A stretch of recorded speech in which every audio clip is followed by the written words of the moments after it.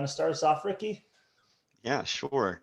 So this is the A is A podcast presented to you by Co-Movement. We have Andy and myself, and we just want to reiterate that our slogan is we believe that truth is the cornerstone to your success. Yes, that's what we're all about. And we're missing our other co-host today, Josh, who's in Florida. So, hi, Josh. I'm sure you listen to this later. And today you just got two voices. So, for today's podcast, we've done some kind of long ones lately. Originally with this podcast, we sort of planned for it to be like 20, 30 minutes. Maybe it'd go to 40 if we had like a long discussion. Turns out we ramble a lot.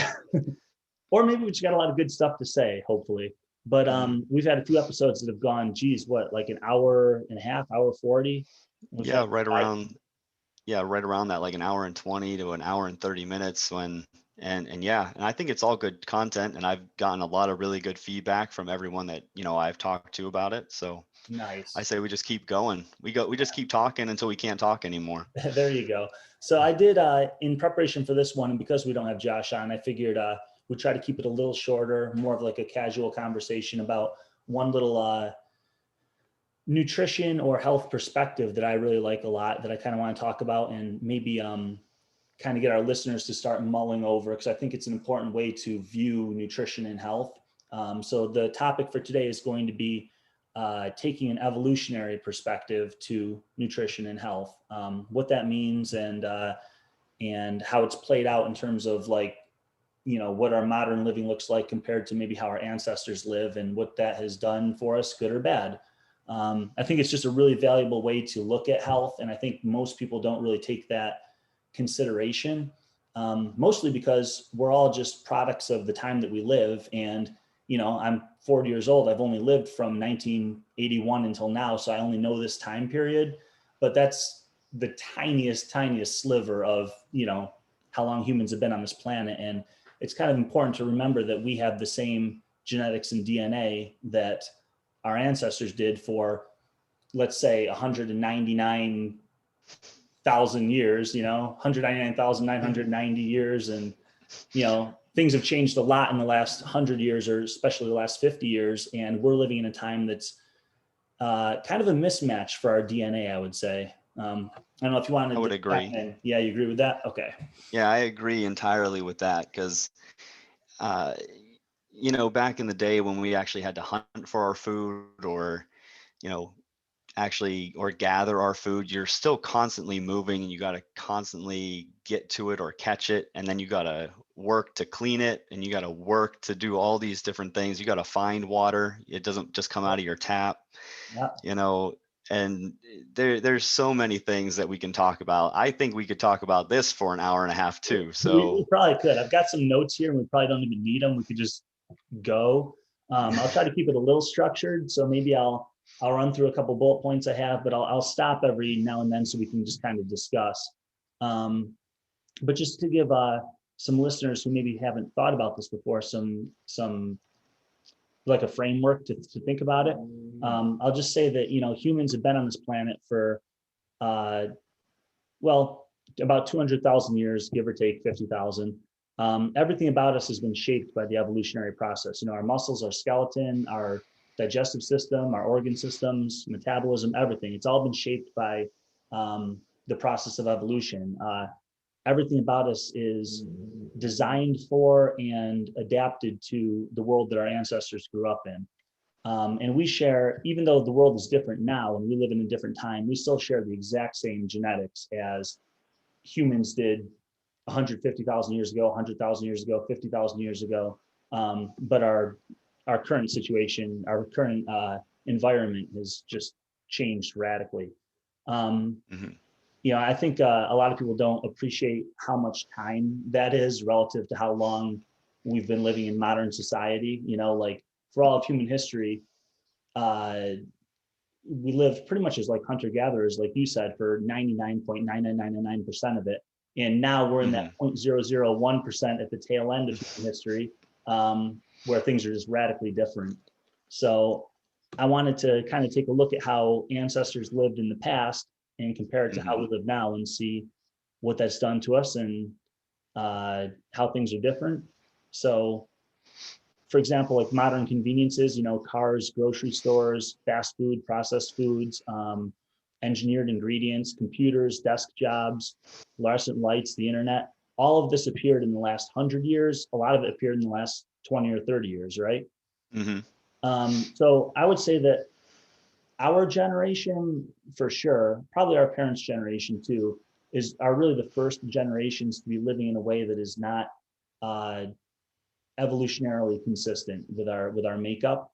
We're living in a world that we're not adapted to. So, Mm-hmm. and like, what I would say to listeners is like, why does this matter? Why do you want to live in a way that is evolutionarily consistent? And you can take a simple example, like imagine taking a fish and trying to put them on land and seeing how well they do, or Mm-hmm. putting a bird underwater, or with food, imagine trying to feed a tiger lettuce, they're not going to do very well. Or imagine trying to feed a cow, baked salmon, these things are designed to live in a certain way and eat certain things. And when you change that radically, it has massive health implications. So I assume you probably agree so far. Yeah, I would say so. Yeah, I really think it could stem back even further. I mean, you could even almost say once you started domesticating animals and things along those lines, which I'm not exactly sure what year that started, but it was way back in the BC, Yep. Yep. you know. Probably, I'm just gonna throw out a random guess. I'm gonna say like 5,000 or 10,000 years ago. Or who knows what? Yeah, let's go with something like that. But Let's say like 10,000 years ago. even that is still not going back very far. Right. Like that's still what, like if we were on this planet for 200,000 years, let's say, Mhm. that's still what, like 5%? Yeah, exactly. Yeah. So we're not technically engineered for that. And even then, you still had to work those fields. You still had to tend to those animals and all that. Versus now, we don't even have to do that. Right. So getting to your point, where really in these past like 100 to 50 years, which is just you know like a blip on the radar there. It's like it just seems like we're spiraling down a bad path. But one thing that I always say is it's not bad for everybody, Mm-hmm. which is weird. There, because if you think about it, if you think about the three different body types, Mm-hmm. you know, You're talking like I ectomorph, mesomorph, endomorph sort of thing, or? yeah, that's what I'm talking about. I think who it really affected were the endomorphs, Hmm. who were, back in the day, they may have been the fittest and the strongest Mm-hmm. because they can pack on muscle and, they need less to actually put on that muscle versus those ectomorphs who were probably just hunters or who were gatherers primarily and probably the weaker because they couldn't put on any mass with the amount of food that they could get. Yeah, I hadn't even thought about it in terms of the body types, but you're right. It would be interesting to kind of think about which body type is more affected. And off the top of my head, I'd probably go with exactly what you just said there. You're right. The Mhm. endomorphs more than anything. We need to seek out the gym now, I guess. Yeah, endomorphs, I mean, they definitely have to hit the gym. They probably have to do a lot more cardio. They probably have to do a lot more physical activity to kind of counteract the way society is now versus I would say like me, I whenever I do my body analysis now, it comes up as a mesomorph. Hmm. Um, but technically, I mean, if you saw me back whenever I was in high school, Yeah, you would have said I was an ectomorph. I mean, same. I was tiny. I weighed maybe 100 pounds soaking wet. So Same. it's like, yeah, they're Which like, bio, well, which if your shoulders are biologist? wider than your waist, Mhm. Yep. I mean, they're always like, oh, you have a runner body, and I'm like, is that a compliment? I'm like, I don't really know. Um, but yeah, so I really think that kind of gives you an advantage where nowadays if you cheat or if you fall off the bandwagon of eating healthy and being super strict, being an ectomorph gives you an advantage versus those endomorphs don't really have that advantage. That's true. Yeah, that's a really good point. So yeah, I'm sure that this change is the change in how we are living now compared to in the past is different for different people. And it does take a toll on certain body types and certain genetics more so than others. So maybe a Hmm. few of us, whether it's us or not, maybe some people have lucked out a little bit and they can handle this change a little bit better. But for a lot of people, it's definitely been pretty destructive. Maybe to some people more so than others. Well, I mean, I would say it's destructive to anybody because Yeah. if you don't work out and you don't exercise at all, even if you're an ectomorph in this day and age and you're eating, fast food all the time, or you're eating those potato chips and, gummy bears and whatnot, it's like, yeah, you're still skinny and you still look skinny, Hmm. but you're skinny fat. Yeah. You're you're not, your organs are fatty, it's like you're not in, the pinnacle of health that you should be. And so you can claim that you're skinny, but are you healthy? Is Yeah. really That's what I would actually, argue. that's a good, that could be a topic for another podcast, the whole skinny fat sort of thing, because I really like discussing that. But that is worth mentioning right now is just that if you do manage to stay, let's say, skinny, that's not necessarily a sign that you're in good health. Hmm. You might have gotten lucky with your genetics to the point where you're not carrying a lot of excess weight. Um, Hmm. but that doesn't necessarily mean you're in the pinnacle of health, exactly like you just said. We're all fighting this battle against modern living. So, Yeah, even you and I are fighting that battle. oh, So every single day. Yeah. Yeah. And it's hard. it is. It So is. let's, Whenever every celebration is based around food or oh, yeah. some sort of processed something. Yeah. Well, and here we are sitting down and on the computer, and, that's life these days. So maybe let's talk about, I wanted to give some examples. Maybe we can say something about how our ancestors ate compared to how we would eat today or how we typically do in modern society. Hmm. Do you want to kick us off? I mean, this is a pretty simple bullet point. I don't have much to say here, but how our ancestors used to eat, what would their typical diet look like in your Well, I opinion? mean, depending on where they are or what, Yep, geographical location, but generally it would be whatever they caught, whatever animal they could get their hands on, and they would eat the entire animal, that's a good point. it- you know, minus the skin. Obviously not going to eat parts that are inedible, but they would eat like all the organ meat and all that, which is actually, has more nutrients than just the fatty cuts or the tasty cuts that we kind of indulge in now. Yep.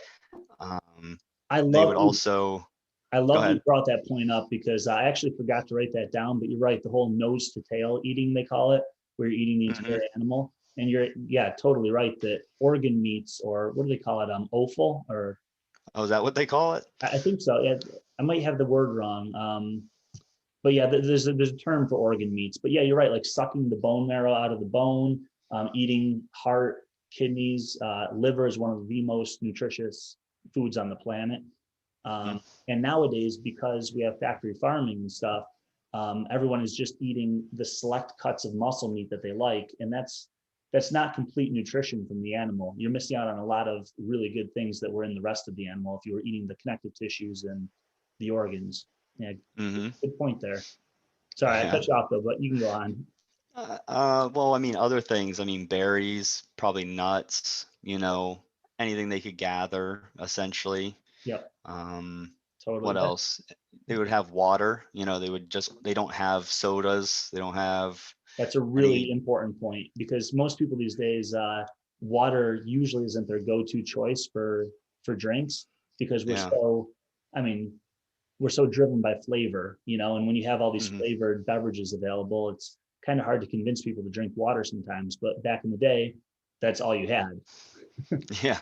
That was it. And I mean, and it's good. Like the surprising thing to me is how good water actually is. Mhm. Like people have obviously desensitized their taste buds with all these high sugar foods and all these palatable things, and it does desensitize you, and I know that, but there is something, if you are exhausted and you really push yourself and you're sweating, or if you're hot, there is nothing that refreshes you more than water. Yeah, I love that point. Nothing. I've told that to clients and people that I've worked with several times. People who tell me that they don't like water, especially some of the nutrition clients I work with, and I'm trying to get them to drink a little more water. And I always hear, I don't like water. I don't like water.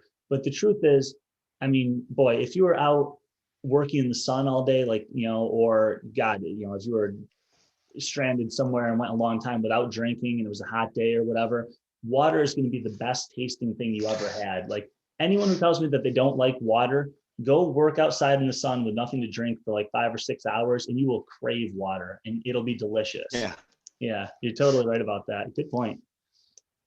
So yeah, what I had was just mostly whole food plants and animals. It's exactly what you just said. You gave all the great examples. And you're right, geographical location matters. If you're in tropical areas, maybe more fruits, coconut, whatever. If you're near the ocean, maybe you're eating more fish. If you're more inland, seeds and roots and shoots, and then meats, whatever animals you could capture and kill. If you're up in the if you're the Inuit up in Alaska, you're living off of whale blubber, and that's probably about it. Yeah, that's pretty much it. And I mean, Yeah. and they're skinny. Yeah. And I mean, so Fantastic. people say that, fat is the enemy. I'd say no. I mean, just look at them as an example. So, Yeah. Yeah. And I'll say it's also interesting looking at hunter-gatherer tribes, like the ones that still kind of exist today. In different geographical locations, some of them are eating an incredibly high fat diet and having no carbs, like say the Maasai tribe in Africa. They eat blood and milk and animals, and that's about it. It's like a ketogenic diet, and they do fantastic. No chronic disease, no overweight, nothing like that. But then you can also look at, like the Kitavans are often cited as these guys live in the tropical area and they eat mostly fruits. They're almost fruitarians. They'll have some fish when they can get it, but and they do really well too. So it's whether you're eating carbohydrate-rich fruits and plants, or whether you're eating animals and fatty meats and stuff like that, as long as you're eating whole natural foods, you tend to do pretty well. That's what we yeah. see around the globe. Yeah, and it's a shame. I agree with that because you could eat literally any whole and single ingredient food. Yeah. And as long as you eat the entirety of it, like, yeah, you don't have to eat the rinds of a lemon, or even you don't have to eat like the rinds of an orange or Right. something but as long as you eat the whole orange and you don't just squeeze the juice out of it, Right. it's That's what we like, do with orange juice. Just give me the right, sugary liquid. That's all I want. right, versus having all those fibers in there from the actual, like, I don't, The yeah, pith. I'm not going to call it connective tissue because it's It's not called the connective pith. tissue. Yeah. But yeah, and it's like you're missing out on all that. I remember as a child, whenever I'd play sports, they'd always hand out those oranges and they'd always have either Gatorade or water or something. I don't know what it was. I don't remember. Yeah. But the oranges, I wouldn't even eat them. I would just like suck the juice out of them. Me And I too. wouldn't even eat. Yeah. And Yeah. it's Hey, like last Osaka looking back. sucked the juice out, left all the good stuff behind. Yeah, I think every kid does. Yeah, yeah. And then, comparing that to how we eat today, now we have processed foods. That whole thing began in like mostly like the 50s, 60s, 70s, and it's just ramped up since then. A lot of wheat flour, I mean, try to eat, if you find wheat growing out there naturally in the world, try to eat some of that. That's not going to work out so well for you. But now we process it down into fiber and into flour and make a bunch of foods out of that. Hmm. Sugar, tons of sugar in the modern diet. And you can get sugar from fruits, obviously, but I like Dr. Robert Lustig has had like a line in one of his YouTube lectures once where he talked about sugar, and he's like, yeah, you can find sugar cane out in nature, like that's been there for all of our existence. But try to Hmm. eat some sugar cane. It's a stick, if you're not gonna, it's pure fiber pretty much, But now Hmm. we figured out how to process it down and just extract the sugar, and um, it's made its way into everything. Uh, Yeah, because I mean, they used to just chew on sugar cane because it was yeah, get sweet. the sweetness. Yep. Yeah, Yeah. but now whenever you actually extract just the sweetness, that's where the issue comes in. Yeah. Now you can make a soda out of it and get way more sugar than you get from chewing on a sugar cane stick. Yeah, or anything. It doesn't even have to be sugar. It could be like low fat foods. Even just simple low fat foods contain more sugar than just their counterpart that's just regular. So if you get like just regular yogurt versus low fat yogurt has a lot more sugar. Yeah. I always go for the full fat. It's hard to find because the market is everyone wants the low fat or no fat. So it's kind of hard to find the full fat yogurt sometimes, Mm-hmm. but thankfully there's a few brands out there. And in addition to that, Yeah. a lot of our modern processed foods are deficient in all these vitamins and minerals that you would get from whole foods. Because well, you mentioned in a previous podcast, sometimes we'll fortify with, you know, Mm-hmm. I don't know what the word would be. I want to say like fake vitamins and minerals. That's not exactly right, but they're divorced from their whole food matrix. Kind Yeah, of it's like synthetic. It's like, synthetic. That's right. yeah. Yeah, and then So yeah, we make them in a lab, and and then it's like, then we try to, fortify, or, basically inject them into whatever the product is. And from there, it's just, yeah, I mean, yeah, it may simulate what the others are, but like I said, there's still a lot of things we don't know about the human body. yeah, We can't do human studies. It's technically illegal to do that, yeah, it'd right? be totally unethical. So you can't study how, just cramming excess this or that into a human body and how it's going to affect. It's like, you could kill that human. Although it's And kind of funny, even though that is unethical and illegal, there would probably be a lot of people in this country who would sign up for, for 3 months, we want to see what happens if you eat only French fries and Krispy Kreme donuts.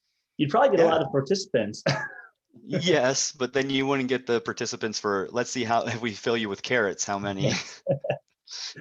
But And then also, all the chemical additives that we've created, artificial colors, flavors, sweeteners. sweeteners, yeah, flavor enhancers, MSG, Roundup, all the herbicides and things that we use these days. But to your point on the uh, fortifying foods with synthetic vitamins and minerals, is kind of interesting. We sort of have an instinct for the fact that whole real foods give us what we need, and so we're trying to simulate that in the things that we're creating.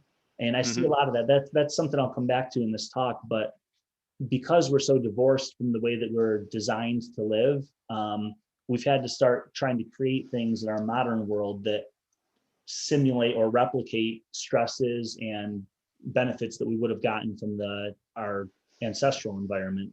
Hmm. Um, And I think it could also be taken down to marketing as well. hmm, You know, People know that people want to be healthy. mhm, And so if you're a guy trying to sell, if you're a human being trying to sell your product to another human being, yep, you're going to claim that I was like, oh man, this is just as good as eating, whole fruit. And yep, it's just like but it's like, oh, this is an organic, Fruit Loop, or this is an organic, what is it called? Like a Twizzler, fruit roll-ups, man. Yeah, yeah, organic fruit roll-ups. And it's like made from real fruit or made from all this stuff. And it's like, okay, technically, yeah, but you extracted only the good stuff from that fruit. And even if they're like, oh man, this has all of its essential vitamins and nutrients.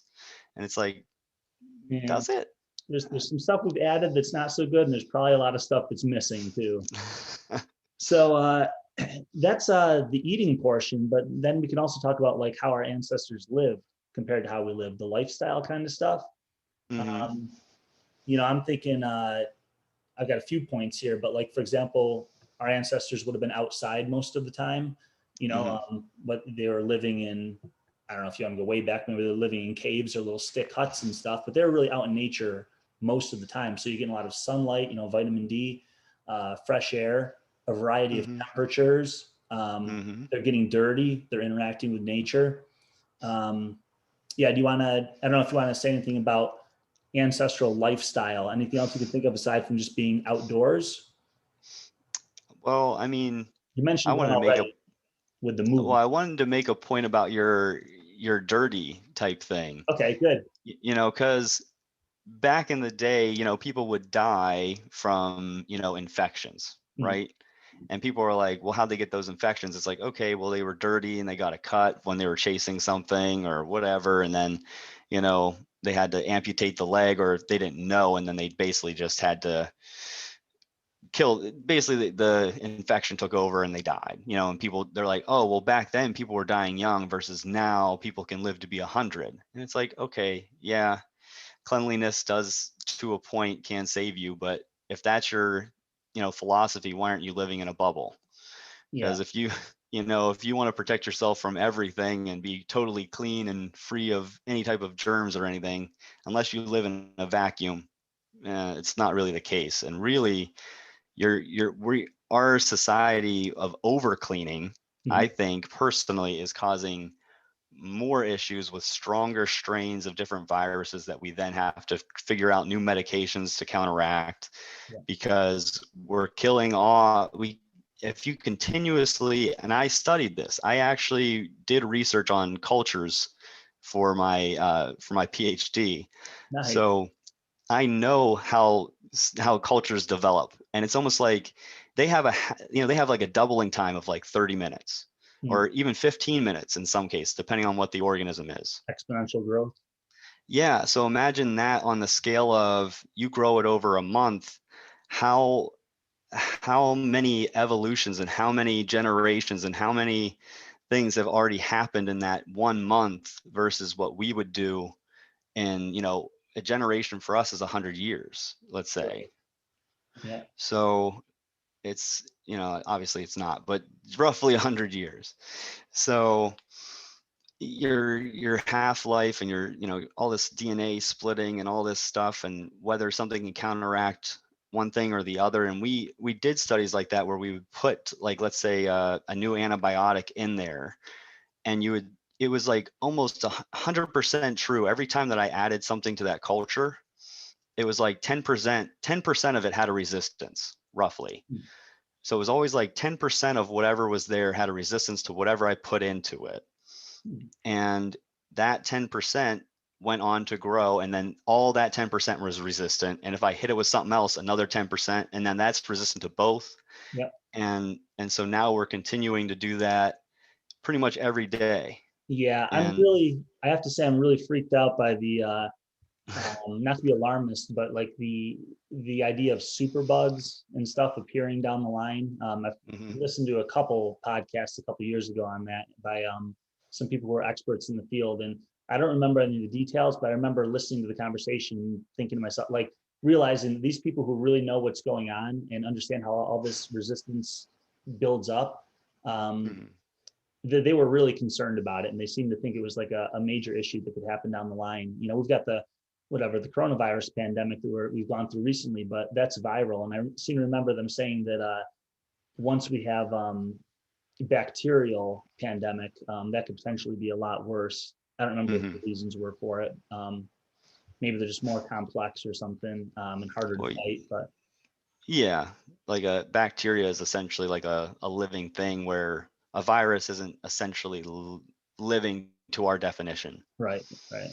Hmm. So, Yeah. So, but yeah, I also like that you pointed out, you did mention that there are also kind of, good things about modern living. So maybe this is a good time to say to the audience that we're not saying that living in modern times is bad. I would rather live now than any time in human history. We're just mhm. trying to point out some of the things to be aware of, where modern living might have some detriments that we want to watch out for and correct for a little bit. Yeah, I think you're right. Yeah, we need to be grateful for all the stuff that we have, Yeah. but I think this podcast, like you said, should focus on all the things, how we used to be and how we can kind of incorporate what we used to be like into modern society. Yes, that's the key. Yeah, that sounds like a good topic. Let's go with that one. Perfect. All right. So that's yeah, outside most of the time. Another one would be moving a lot. That's another thing that our ancestors would have done. Everything was manual labor. You already mentioned that. So Hmm. we're using our muscles a lot. Good for bone density, because we're lifting and carrying things, and actually using our bodies. Um, Resting position, squatting, laying down for resting, not sitting in chairs. I love the line that sitting is the new smoking. And I was having this discussion with someone recently, but I don't know who it was that said this, but someone was saying that we were kind of debating whether if you had someone who just like sat in a chair all day long, and that's like all they did, like at work, at home, everything, and then they also smoked cigarettes, quite possibly the more important of those two things to change would be the sitting. It may be even more detrimental to your health than smoking, and we all know how bad that is. So Yeah. and that's something that our ancestors didn't deal with. Well, both of those are things our ancestors didn't deal with, but certainly the movement, they got a lot of that. Hmm. Yeah, that's definitely the key is continuously moving. And I mean, you don't, even if it's just you take a walk every 15 minutes, and you can, even if you're working a desk job, you can walk to a water fountain to get water, or you can walk to get coffee. You can figure out a reason, walk to go to the bathroom, Mhm. and maybe take a little bit of a longer path. Don't just take the direct path. Yep, absolutely. Yeah. Stairs over escalators, all that kind of stuff. Yeah. And another thing I'll mention about how our ancestors lived, and I think this is really important too, is I think they were probably more social. um, at least what I mean by that is in-person interactions. Hmm. Humans lived in tribes and small villages, and usually there were a lot of extended family. Everyone was all together. Like we didn't get to the age of 20 and then move 5 states away and not see our family. Um, so a lot more social connection, a lot more personal interaction, more bonding Hmm. versus what we see now. My next bullet point was just to kind of contrast everything we talked about there to how we live now. So if we wanted to just jump right into that bit, I kind of feel like we're a little more isolated now, even though like you and I are talking over a computer, it's not the same as an in-person interaction. And Hmm. I really think that like social media and the rise of new technology has gotten a lot of people to the point where they don't really get together with others all that much. You see your work colleagues if you happen to go to a job where that's not remote. But Hmm. I think this probably leads to a lot of mental health issues that we have now. Is just the lack of getting together with loved ones and friends. Hmm. Because it's almost like we're always attached. Like you're always attached to literally anyone you want to be attached to, Yeah. because you have that connection in your pocket. Yep. But Like, that connection isn't the same as we kind of right. we sort of feel like it's social interaction. We can listen to podcasts, watching YouTube videos, and we're like, oh yeah, I saw people today, but Mhm. there's something that's being missed there for sure. Oh, there's definitely like a more personal connection and deeper connection. And I'm sure there's people that know more about that than either you or I. And I do know there's benefits to being in person with people and talking, which I'm hoping that's how we take our podcast in the future too. Right. I was actually thinking that for the listeners, maybe I'll just say that Ricky had the great idea of us trying to get a little podcast studio, so we'll have better audio and we'll all be together in one room, and that should kind of help with the energy and everything too. So we're going to Mm. try to practice what we preach here. Yeah, not just over Zoom or just emails and texts. I'm really itching for us to be in person and really interact with each other. Me too. We'll get that going in the next couple of weeks, I think for sure. Um, Yeah. more compare and contrast, like um, I mentioned that our ancestors are outside, we're inside. So um, everything is temperature controlled now. And I think that Hmm. leads to some problems. There's a lot of benefit to environmental stress, whether it's being out in the sun, whether it's being in cold conditions. Wim Hof made cold exposure really popular in recent years, Hmm. or heat exposure. Being out I mean, it's pretty warm out here now, but in July, it's going to be, 90 degrees, and our ancestors would have had to deal with that. They would have had to sweat and have all the benefits that come along with that. And we'll just go inside and turn on the air conditioner. We can always have it be 65 degrees whenever we want to. Hmm. Um, And that is a good point. I mean, your body does change with temperature. mhm, So, I mean, your body naturally wants to store more fat, whenever it's cold, mhm. and whenever it's hot, it wants to have less because, I mean, fat is an insulator. Yep. Yeah.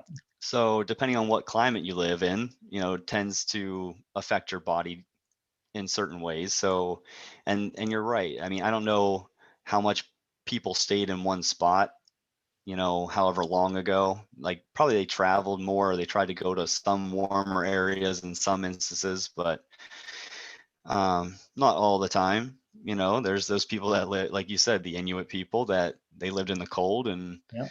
they loved it. But I mean, they bundled up. They bundled themselves with anything they could, and they just ate as They, much fat as they could. So yeah. And they had to weather it, like the weather yeah. changes. It's going to be hot, it's going to be cold, and it's going to Mm. rain, it's going to snow. And they had to deal with those conditions. And I think I think, we won't go too deep into this because I don't know how much we can really say without preparing for this topic, but there's certainly a lot of benefit to those environmental stressors. There's a hormetic effect that's pretty potent and can lead to more robust health, Mm-hmm. and we're missing out on that. And so again, like the way that we kind of try to simulate that in the modern world, nowadays, saunas have become really popular to get that Mm-hmm. heat exposure, because we know how good that is for us. Ice baths, and now there's like cryotherapy chambers and stuff that people go in to have cold exposure. It's kind of funny how much we've kind of screwed up our environment to the point where we have to introduce like these expensive, $80,000 cryo chambers just so we can remember what it feels like to be cold, and get the I best. don't need that. I don't think you and I need that.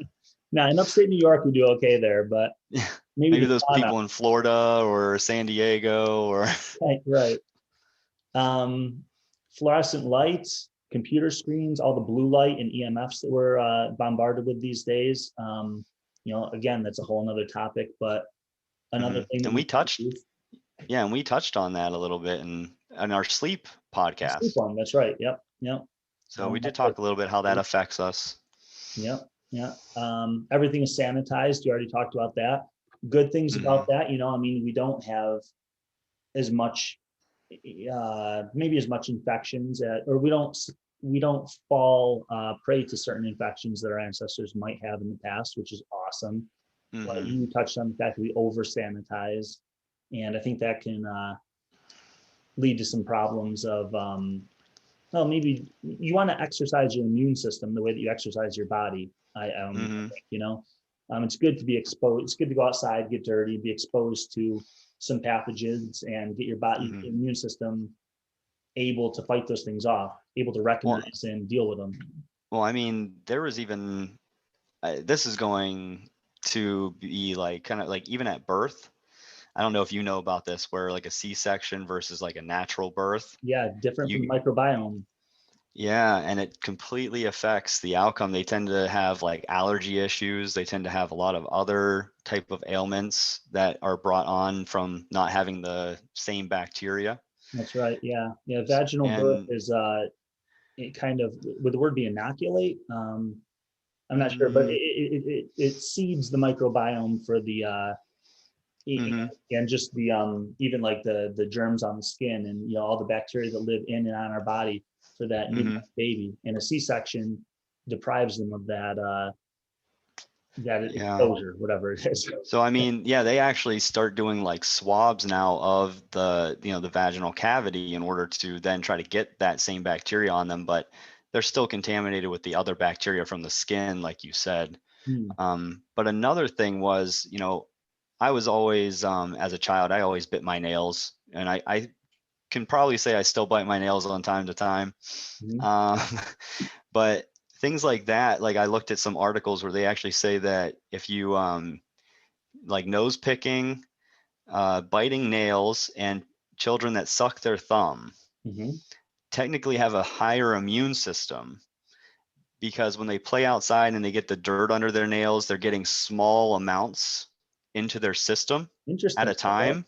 Yeah. Yeah, so it actually aids in their immune system. So all those times where all these parents are like, stop biting your nails or stop picking your nose or stop sucking on your thumb, technically it was actually a way to induce or I guess boost your immune system. Right. Yeah. Expose yourself to your environment so that your body recognizes it and knows how to deal with it. Yeah. It makes total So, sense. And then the sedentary piece, just obviously we drive cars everywhere now, so that eliminated the walking. Even hmm. short distances, something half a mile away, we'll drive to it, in modern life. Um, Work is less manual. We already talked about that. More, I think labor nowadays is more mental. It's more typing up documents and being on calls and doing emails and things, but our physical body is just sitting at a desk doing nothing, Hmm. and the sitting in chairs we already mentioned. So Yeah, and I hate that. Like because I have a job that's fairly similar to that, where and I kind of got out of it now, but I used to just be in meetings constantly. I used to mm, And it was just like meeting after meeting. Let's go talk about this. Let's go talk about that. And they're like, why isn't anything getting done? And I'm like, because we're having so many effing meetings. That's why nothing's getting done. Like we just talk about trying to do stuff and we never actually do anything. And so now I have more of a position where, and I like this, where I actually get to go and work with the equipment and I actually get to go do experiments and I get to be on my feet and moving around and testing stuff versus just being the guy that sits there and thinks about it. Awesome. Yeah, that's a really good change. Do you have a like a standing workstation or anything like that? Or I could get one. The company I work for, they normally do it based off of a doctor's note, Mhm. and normally you have to have a reason to have a standing desk. Isn't that funny? Yeah. And I was like, well, could my reason be I just want to be healthy? Yeah, You know, that could be a pretty good reason right there. it's like, yeah, just because I'm not overweight doesn't mean I don't need a standing desk or, like it, Yeah. because they're, so yeah, that was Hey, weird. my back doesn't hurt now, but I don't want it to hurt in 10 years. So can I Yeah, have a standing desk? When right. I worked as a medical assistant for a little while, and I think I was the only person in this building of who knows several hundred people that I just built my own standing desk. I like propped my Hmm. computer up and on some boxes and rolled my chair out of the way. Because yeah, I'm Hmm. like you, I can't stand sitting for long periods. I have to get up and move. Yeah, there was actually a guy at our job that did exactly that. It was before the whole, standing desks were popular, but he had kind of researched it and he wanted to do it himself. Yeah. So he did exactly what you did. He's just like, well, I propped up my desk, I threw out my chair, and it was just on like a couple boxes or something. And they're like, this isn't safe. And I and was so they waiting for got it. someone. Yeah, I was waiting for someone to tell me I had to take it down because I was gonna like knock over the computer or something. But I Well, got he away with it said for he a while. yeah. So I mean, basically, he told him he's like, well, give me a standing desk, and then you can take this away. And so they did. Oh, see, okay, he played the game. He got what he needed. Hmm. Yeah. So anyway, we've covered it. There's definitely a mismatch between the world we're adapted for versus the one we currently live in. Um, we kind of touched on most of this stuff, but just talking a little bit about the results, like what that's led to. The food thing, eating food not meant for us. We've got an obesity epidemic and an overweight epidemic. Certainly a chronic disease epidemic. Diabetes, cancer, heart disease. Those are the big issues we're dealing with right now. Metabolic issues, digestive issues, Hmm. autoimmune issues, low energy, fatigue, all that kind of stuff. That's probably what I see most when it comes to the food component, the straying from whole foods to processed foods. Hmm. Living in a way that's not meant for us. The sedentary lifestyle, lack of muscle. You see that a lot. I mean, I really, not to sound like a gym head or a meathead or anything, because we work at a gym, but there's Hmm. certainly a lot of people out there that aren't as strong as a person should be. You don't have to be a powerlifter or a bodybuilder or anything, but you want to have, the amount of muscle mass that you carry is, or lean mass that you carry is one of the greatest predictors of overall longevity. And, Hmm. especially in later years, you want to make sure you've got an adequate amount of muscle on your body. And our modern lifestyle doesn't lead to that. That's for sure. Um, Definitely not. you know, so, lack of bone density, big issue with osteopenia and osteoporosis these days. Um, and yeah, and I touched on already missing out on all the benefits of environmental stress, the hot and cold exposure. Um, Hmm. some detox pathways that get ramped up there. There's just a lot of um, genetic expression that gets upregulated when we're exposed to some of these stresses, and we need those stresses to be robust and vibrant humans. Hmm. Well, one other thing, I don't know if you had this as a topic or not, but something I always wanted to address is, and since I'm pretty big into marketing, I tend to go towards marketing a lot because that's kind of what I do. Um, it's you never see commercials for an apple. Yeah, You never see a commercial for, I mean, sometimes you can see it for steak, like a steakhouse or something like that, but never, a true organic steak. No one's advertising that. right, But right. what's getting crammed in everyone's minds are all these visual images of candy, of uh, you know, soda pop, what else? The chips, Mhm. you can't even turn on a TV without seeing commercials like this. Oh yeah, that's And definitely 90% of the commercials when it comes yeah, to food. fast food is like, I mean, I bet you any commercial break, you're seeing one of those. For sure. and Absolutely. it's and it's blasted in your face anytime you're on social media. Like anytime you're on your phone, like you'll see an ad for Taco Bell, or you'll see an ad for this, or you'll see, oh man, have you had this new M&M today? Mhm. But no one's saying, oh, have you had an apple today? Yeah. And isn't that interesting then that so we're kind of fighting against these marketing forces, like they're trying to push us in the direction of these Mhm. things that are less healthy for us. Yeah, subliminal messaging Yeah, essentially. And because the more that you stuff's see it, profitable. yeah, and the more that you see it and that gets pumped in your head, the more you want it. And that I know that I even fell prey to that. If I see something and then like, oh wow, that looks really good. I was like, that looks really tasty. I would like to try that.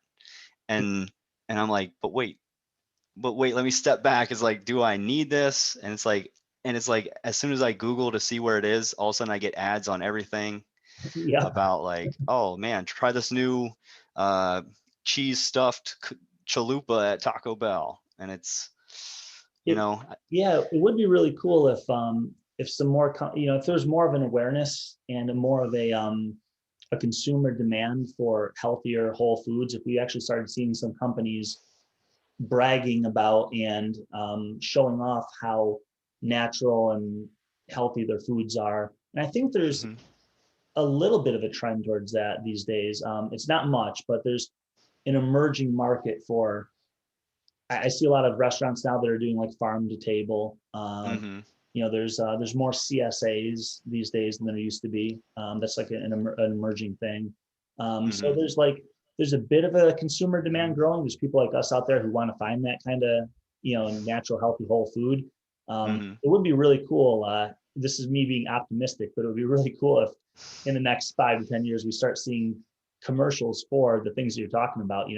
Um, Mhm. the day that I see a commercial for an Apple is going to be like, wow, Yeah, we're and not a we're computer. yeah, right. And But then no, yeah, yeah. So it's, and I think it's going to take a cultural change. Like the culture has to change around it so that the funding doesn't go to those people to push that bad stuff. yep, If people switch to the good stuff, yeah, if you go to a farmer's market and stuff like that, it stays local and it goes to your local community, and that's great. mhm, But I mean, if people start making those healthier choices at the grocery store that are going through like those meat packing places, or if they start going through, you're going to see more organic, you're going to see more commercials for organic, you're going to see more commercials for those healthier foods. But it takes the change of an entire civilization of people. yeah, that's such a good point that all of these things are just market driven. I mean, it's a matter of what we as like the general population demand. And if Hmm. more of us, that's kind of the point of this episode is I'm just the point of this podcast is we're just trying to bring awareness to people about some of these things so that maybe they start thinking about it and they start to want the sort of things that that we're talking about, the healthier natural whole foods. Because once there is that consumer demand, Hmm. the companies that sell us things are just going to sell us whatever we want. Whatever is going to sell, that's what they're going to make and produce and offer. And if there's a Hmm. demand for these more natural healthy things, that's when we're going to finally see them being more on offer and advertised. But Hmm. it does And it does take the general population actually wanting that instead of and rejecting the bad stuff. yeah, and it's crazy because people always, one big argument is that, junk food or things along those lines is cheaper Mhm. than healthy food. But it's kind of like supply and demand. If everyone's choosing those bad foods, then people are going to find ways to produce it cheap. Yep, yep. If people want that healthy food, people will find ways to produce that cheap too. Yeah, you know what? On that point, like the government subsidies are one of the biggest things that makes bad food so cheap right now. It's what corn and soy and all these things that most processed foods are made out of. That's what's being subsidized. So Doritos are ultra cheap to produce, and cornflakes, and sodas with high fructose corn syrup. Corn is subsidized. Like it's been made ultra cheap through kind of an artificial mechanism by our economy and government. Mm-hmm.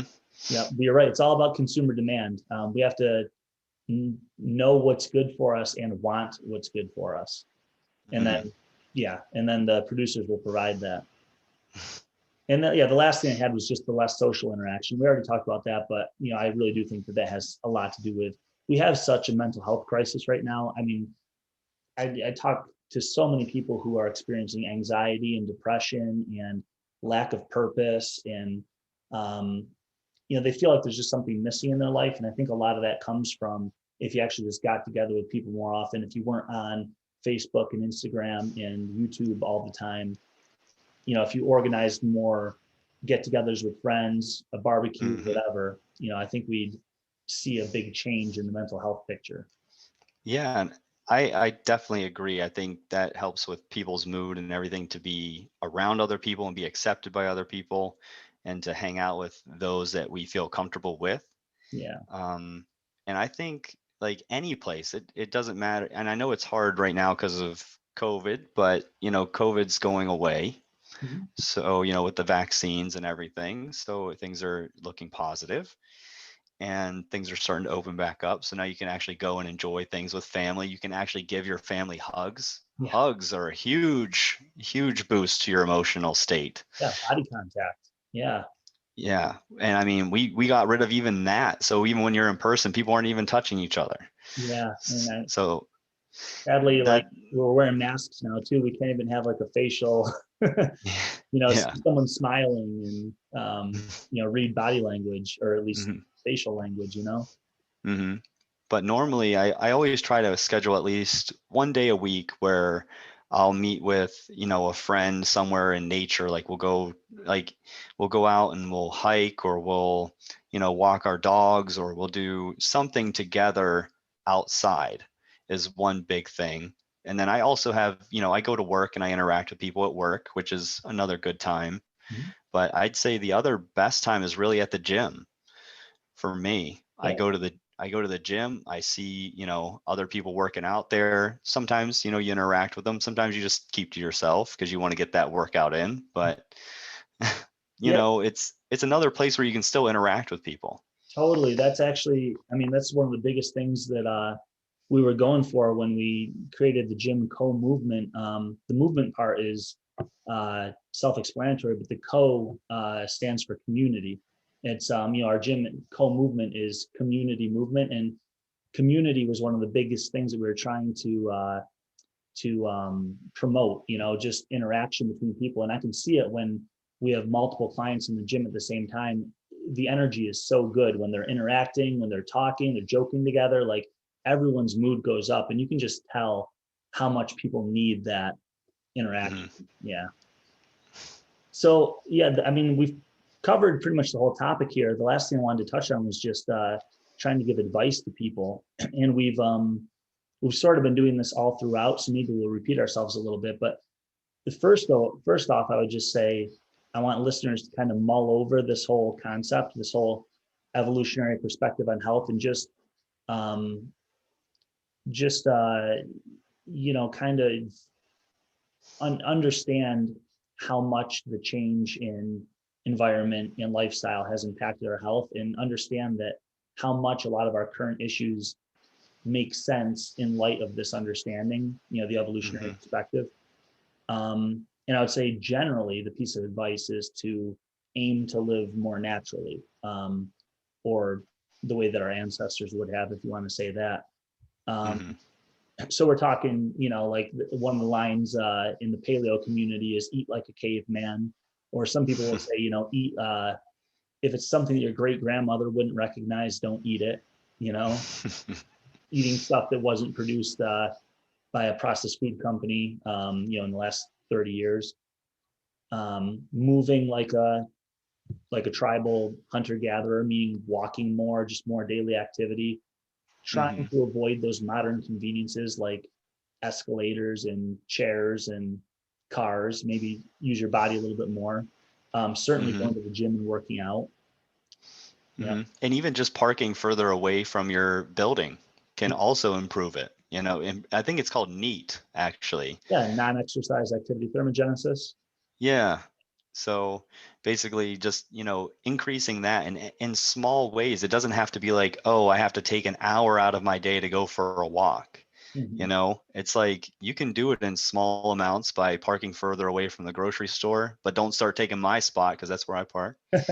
And then, it's like just doing these little subtle changes. Like I said, don't take the direct path to where you're going. Just walk a little bit around, or maybe just go say hi to your favorite person somewhere else in the office, and then go get, whatever it was you were getting up for. Yeah, it's really easy to do once you kind of value that and you set your mind to it.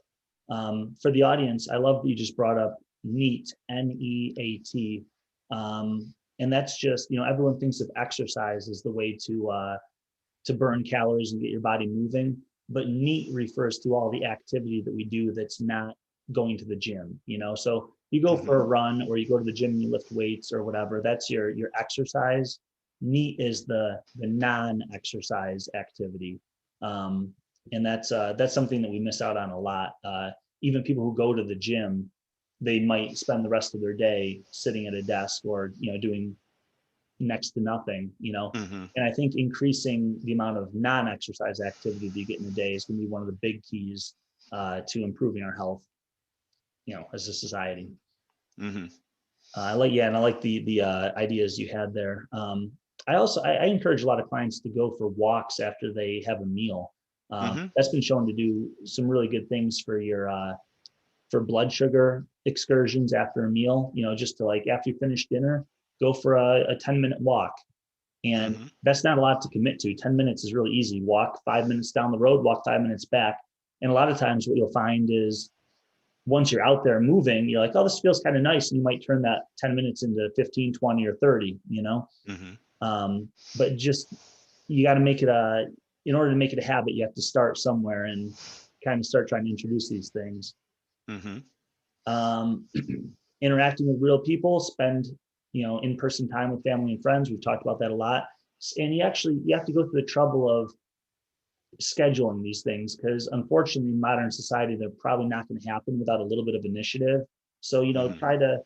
you might have to be the one in your social group to say, hey, let's have a barbecue this weekend. Let's go to the beach. Let's get together for a game night, sit down and play board games or whatever your thing is. Have some laughs, schedule a dinner, something like that. Yeah, or Uh, even get together and play video games in the same room versus just at your own house away from each other. exactly. Yeah. When it comes to the social interaction thing, we just want to get people together and being Hmm. in the same room together, seeing one another, laughing together.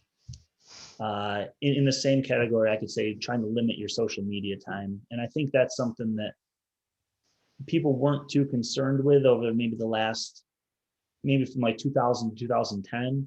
But it does seem like Hmm. these days people are starting to realize the dangers of excessive social media use on our mental health. That movie, the documentary, The Social Dilemma, came out. Have you seen that?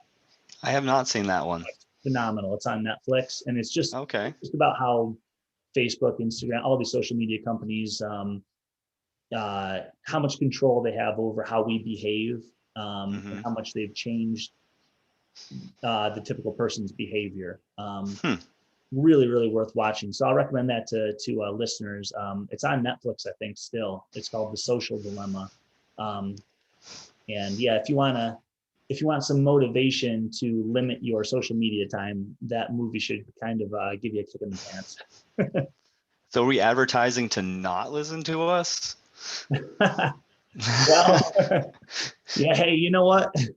Hey, I mean, the truth hurts sometimes, right? If Exactly. if we cancel our show, but everyone's doing the right thing, I guess I Yeah, don't mind. yeah, that's what we're going for right now. People need help, and so we're going to do this podcast. But if they get to the point where they're as healthy as can be and they don't need it anymore, we've done our job. And then I would say getting out in nature, going for walks, hikes, bike rides. I think there's something really valuable about actually interacting with plants and animals and dirt, like what's out there in real nature. I'm not even sure what I can say about that specifically, but I know for me personally, if I go for a hike in the woods, it does an awful lot for my mental state, and Hmm. not to mention just the vitamin D from the sun and the fresh air and all that and the movement. But Well, I have a story about that. Whenever I was going for my, when I was in grad school or whatnot, I started to get a little depressed. I was that college student, I was drinking with my friends, probably not eating as right as I should have, and my sleep was horrible because I was studying or I was stressing about this or that or trying to get my experiment to work. And sometimes when you're growing a culture and you're analyzing this culture, it's you have to be there all hours of the night. And some of my experiments were like a 24-hour experiment.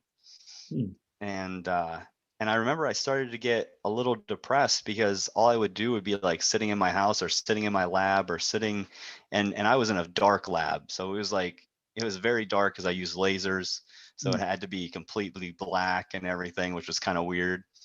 sounds But cool though. it was fun. I'm not gonna lie. I had a great time. Don't get me wrong. But I started implementing that every Sunday. I would go for a walk in the morning, and I would go to this place near us.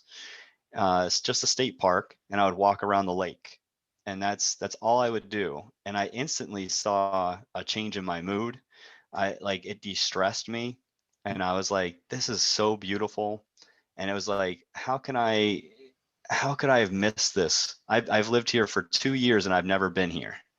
And it was like, and it was just an eye-opening experience that made me like, I need to get out in nature more. I need to be out in nature and really experience this because it does have, I don't know how it affects your mood, but it definitely affects your mood.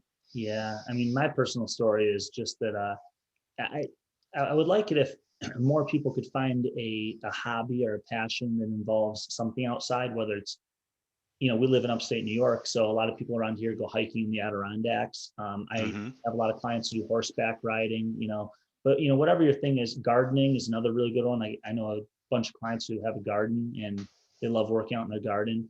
My passion being rock climbing, and I can say that after like a week of doing a lot of work on the computer and stuff, that day that I get out and go climbing, just something about being out in nature and just holding on to rocks and hiking through the woods and all that kind of stuff. Same as what you just said. Like I get home from that and I feel so good and so ready for the next week. And then I think to myself about how many people are missing out on that. They don't have like an outside in nature day, and Mm-hmm. I wonder what that would do for the health and the mood of the majority of people if they could incorporate something like that. Um, Mm-hmm. so anyway, dude, hey, we did pretty well here. We ended up going for an hour. I didn't know if this was gonna be like a 20-minute talk or what, but Mm-hmm. that was kind of the topic I wanted to discuss today. I think we hit it pretty well. I don't know if there's anything that you wanted to add to it before we wrap up, but Just plug our online program, the Achieve Online, yep, where we're trying to reach people all the way around the world so that you could actually, we want to influence more people to move more. yep, And even some of our wellness tips are the same tips that we're going to be given in here. They're just going to be kind of bullet pointed so that you can see them visually versus just hearing us over and over again. yep, And what else do we have? We even have our on-site for anyone local. We do our personal training local, yep. and we would love to have more people. I know that you say you're booked up, but Pretty full at the moment, but it's always changing. Yeah, I'm finding spots here and there, but yeah, I'd say uh, we can always use more. we can always use more. We want more people in the community. Hmm. Yeah, the Achieve program, geez, that's gonna hopefully launch within the next few weeks or so, I think. Once we, I think I think we're pretty much ready to go. I think we yeah, got it up and ready, and as long as people are interested and start, requesting it from Josh, we could have it up by tomorrow if we wanted. yep. So for people to find that, that would be what's the website URL for them?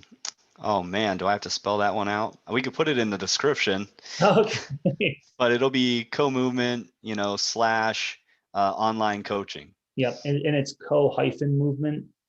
Mm, That's yes. the URL co-movement, yep, .com for our main website. And then there's a tab for online coaching. And that's where our Achieve program is going to be. And that's going to have, beginner and advanced workouts for people who want some kind of expertly written programs that they can do at their own local gym if they're not local to the area and can't work out with us. Or even along at home. with or at home. Yep. Along with all the fitness and the health and nutrition tips, like you were saying, that we're gonna keep releasing in addition to this podcast. So trying to get people going in the right direction there. Trying to offer a good solution to some of the modern problems that we have. And then in addition, I guess I'll say, we really want feedback on these podcasts. We've gotten some really good feedback so far from people who've chimed in. If you find us on YouTube, leave comments in the YouTube section or email us, info@comovement.com. Is that correct? I believe that's correct. And that's co-movement. And because one of the things we want to do on future podcasts is we want to start answering listener questions. So the more questions we get coming in from people hearing these, saying, hey, I'd like you to discuss this topic or that topic or whatever, we can prepare episodes for listener questions or just do a little Q&A at the end of future episodes. So please, if you're listening to this and you want and you want some questions answered, you have something you want us to talk about, let us know, because we want to serve the community and help people out as best we can. What do you think? Is that it? I think we're good. Cool. All right. Well, yeah. Thank you everyone for listening to this then. We'll wrap this up in one more episode of the A is A podcast. And Ricky, thanks for being on. Good discussion. Yeah, it was great. All right, cool. I'll sign us off here. All right. Till next time.